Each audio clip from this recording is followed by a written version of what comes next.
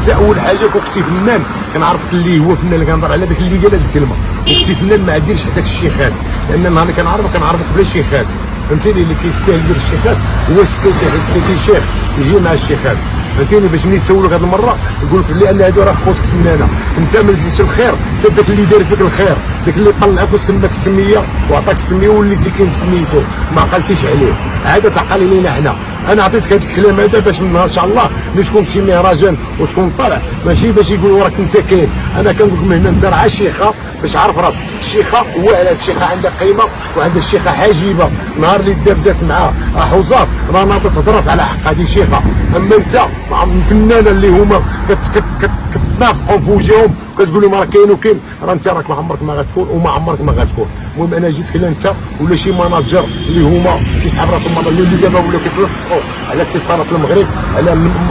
المهرجانات ديال الشواطئ ديال شي ماناجر